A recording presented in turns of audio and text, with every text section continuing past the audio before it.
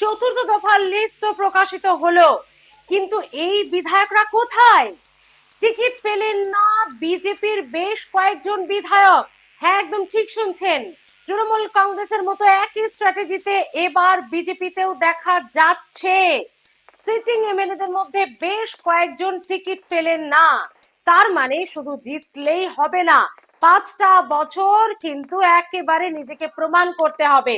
সম্ভবত বেশ কিছু গুরুত্বপূর্ণ কারণেই এই সিটিং এমএলএরা টিকিট পেলেন না।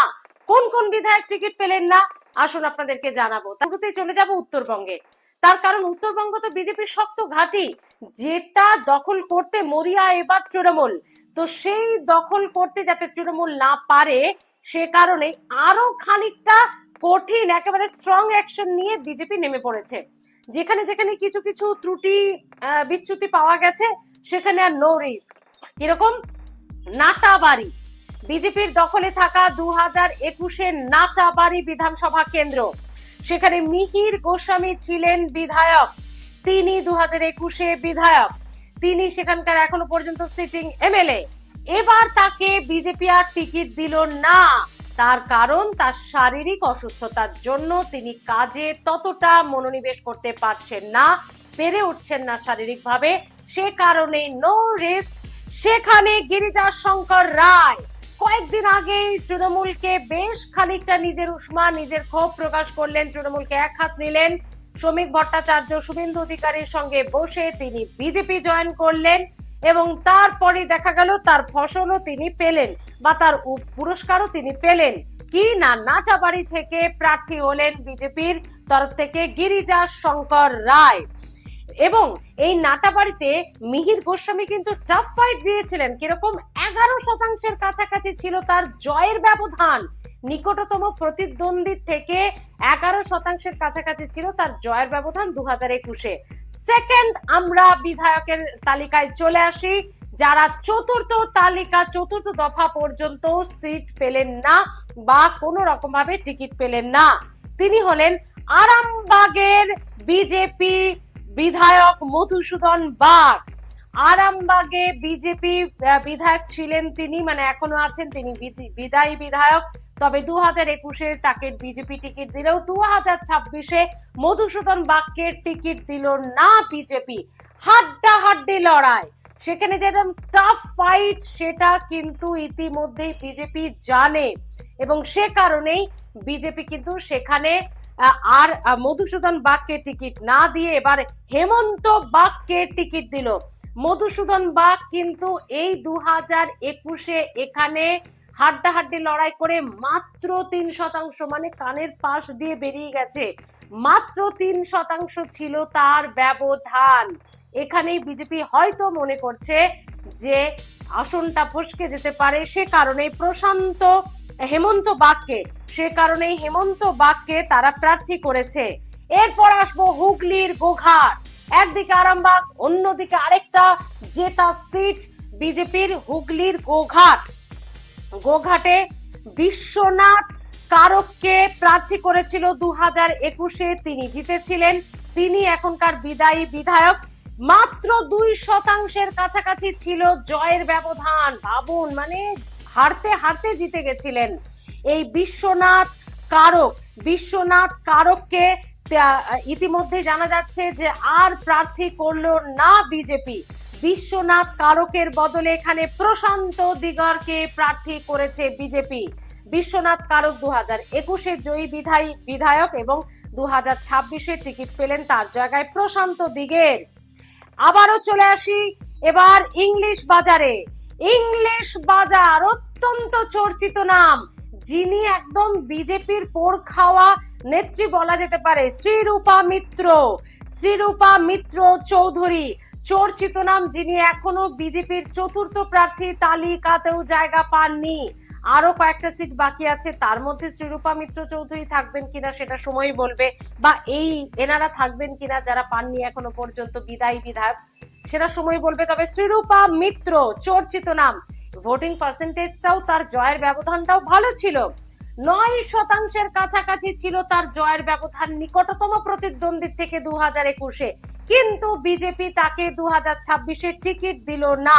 অম্লান ভাদুরী দীর্ঘদিনের রাজনীতিক বর্ষিয়ান নেতা অম্লান ভাদুরীকে এবার মালদার ইংলিশ বাজার থেকে শ্রীরূপা মিত্র চৌধুরীর বদলে টিকিট দিল বিজেপি।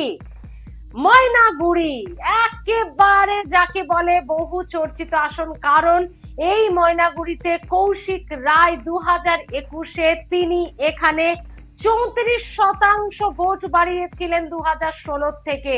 বিজেপির টিকিটে 34% বিজেপির পক্ষে ভোট বাড়িয়েছিলেন, তবু এবার শেষ রক্ষা হলো না, কারণ কর্মীদের অসন্তোষ। যদিও তাকে 2026-এর জন্য প্রার্থী করেছিল বিজেপি, কিন্তু স্থানীয় কর্মীদের অসন্তোষ, তাকে প্রার্থী করা চলবে না। বাধ্য হয়ে প্রার্থীদের এতটা জোরালো অসন্তোষ, এতটা তীব্র ক্ষোভ যে সেখানে বিজেপি শীর্ষ নেতৃত্ব মানতে বাধ্য হয়েছে। কৌশিক রায়কে প্রার্থী করেও চতুর্থ তালিকায় সেই কৌশিক রায়কে বাদ দেওয়া হয়েছে, বদল করা হয়েছে, ময়নাগুড়ির প্রার্থী ডালিম রায়কে করা হয়েছে। ভাবুন একবার, এখানে 2021-এ হাড্ডাহাড্ডির লড়াই করে যেমন 34% ভোট বাড়িয়েছিলেন কৌশিক রায় 16 থেকে, তেমনি নিকটতম প্রতিদ্বন্দ্বী থেকে 5% কাছাকাছি ছিল তার জয়ের ব্যবধান। কিন্তু প্রার্থী করেও প্রার্থী বদল হলো চতুর্থ তালিকায়। আরো একটি সিট, এই ময়নাগুড়ির মতো আরো একটি সিটেও দেখা যাচ্ছে যে সিটিং এমএলএ বিদায়ী বিধায়ক টিকিট পেলেন না। তিনি কোচবিহার দক্ষিণের বিজেপি বিধায়ক নিখিল রঞ্জন দে 2021-এ প্রার্থী হয়েছিলেন, হাড্ডাহাড্ডি লড়াই করেছিলেন, মাত্র 2% কাছাকাছি ছিল তার নিকটতম প্রতিদ্বন্দ্বীর থেকে জয়ের ব্যবধান, মানে একদম কান ঘেঁষে বেরিয়ে গেছে হার। সেই নিখিল রঞ্জন দে নয়, রথীন্দ্রনাথ বোস। রথীন্দ্রনাথ বোসকে এবার প্রার্থী করলো নিখিল রঞ্জন দে। এই কোচবিহার দক্ষিণের বিদায়ী বিধায়ক হলেও তাকে আর টিকিট দেওয়া হলো না। তো বন্ধুরা, এই 6 জন বলা চলে চর্চিত নামের মধ্যে 6 জনের নাম এখনো পর্যন্ত উঠে এসেছে। আমরা জানি না এখনো কয়েকটা সিট বাকি আছে বিজেপির, এই 6 জনের মধ্যে কেউ সেই প্রার্থী তালিকাতে, ফুল এন্ড ফাইনাল প্রার্থী তালিকাতে থাকবেন কি না সেটা তো সময় বলবে। তবে চতুর্থ তালিকায় যে একদম বলা চলে যে চমকটা দেখা গেল, একদম প্রথমেই চমক হলো সন্তোষ পাঠক। কলকাতার চৌরঙ্গি থেকে আমরা বলেছিলাম যে তিনি কংগ্রেস ছেড়ে বিজেপিতে ভোটের মুখে জয়েন করছেন, মানে নয়না বন্দ্যোপাধ্যায়ের যে পোড় খাওয়া জেতা সিট, একচেটিয়া সিট, নয়না বন্দ্যোপাধ্যায়, সুদীপ বন্দ্যোপাধ্যায়ের এলাকা, সেই চৌরঙ্গি থেকে সন্তোষ পাঠককেই বিজেপি প্রার্থী করবে। তাই হয়েছে বন্ধুরা, চতুর্থ তালিকায় চৌরঙ্গি থেকে বিজেপি প্রার্থীর নাম ঘোষণা করা হয়েছে সন্তোষ পাঠককে। দীর্ঘদিনের পোড় খাওয়ার রাজনীতিক তিনি, এখন দেখার নয়না বন্দ্যোপাধ্যায়ের কাছ থেকে তৃণমূলের সিটটা তিনি ছিনিয়ে নিতে পারেন কিনা। লিয়েন্ডার পেজ একটা চমক, তিনিও যেদিন চতুর্থ প্রার্থী তালিকা ঘোষণা সেদিনই তিনি জয়েন করলেন, একেবারে খাতায় কলমে, যদিও চর্চায় ছিল কিন্তু খাতায় কলমে জয়েন করলেন তিনি বিজেপিতে। এবার বাকি যে কয়েকটা সিট আছে তাতে কি লিয়েন্ডার পেজ প্রার্থী হতে পারে? বন্ধুরা লিখুন তো কমেন্ট বক্সে, লিয়েন্ডার পেজকে প্রার্থী করা হতে কি পারে? হলে কোন কেন্দ্র থেকে? মানব গুহ চতুর্থ তালিকার আরো বেশ কিছু চমকের মধ্যে অন্যতম মানব গুহ, সাংবাদিক মানব গুহ মেমারি থেকে। অনেকেই তৃতীয় লিস্টে আমাকে প্রশ্ন করেছিলেন, মানব গুহ, সাংবাদিক মানব গুহ তিনি কোথায় গেলেন, তার নাম কোথায় গেল? তো মানব গুহর নাম অবশেষে এলো চতুর্থ প্রার্থী তালিকায়, মেমারি থেকে বিজেপি প্রার্থী। আর আরেকটা অন্যতম চমক, সোমা ঠাকুর, বাগদা থেকে বিজেপি প্রার্থী সোমা ঠাকুর, শান্তনু ঠাকুরের ওয়াইফ সোমা ঠাকুর। আর এখানে তৃণমূলের শক্ত ঘাঁটি বাগদা মধুপর্ণা ঠাকুর, সর্বকনিষ্ঠ তিনি বিধায়ক, আপনারা জানেন। ঠাকুর বাড়ির বৌমা এবং ঠাকুর বাড়ির মেয়ের লড়াই বাগদাতে এবার দেখা যাবে।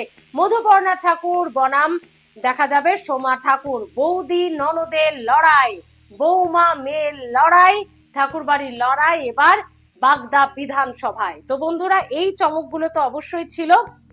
এখন আপনারাই বলুন, লিয়েন্ডার পেজ কি প্রার্থী হতে পারে আর যে লিস্টটা বাকি আছে কয়েকটা সিট তার মধ্যে? এবং এই চমকগুলো, এই মানব গুহ, সন্তোষ পাঠক, সোমা ঠাকুর, কত বড় চমক হতে চলেছে? জেতা সিটগুলোকে কি টেনে আনতে পারবে এই প্রার্থীরা? এবং 6 জন বিজেপির বিদায়ী বিধায়ক, তারা এখনো পর্যন্ত চতুর্থ পর্যন্ত টিকিট পাননি, ফাইনালে পাবেন কিনা কয়েকটা বাকি আছে জানা নেই। তবে এই সিদ্ধান্ত কি ঠিক? আপনারা কিভাবে দেখছেন জানাতে ভুলবেন না। ভালো থাকুন।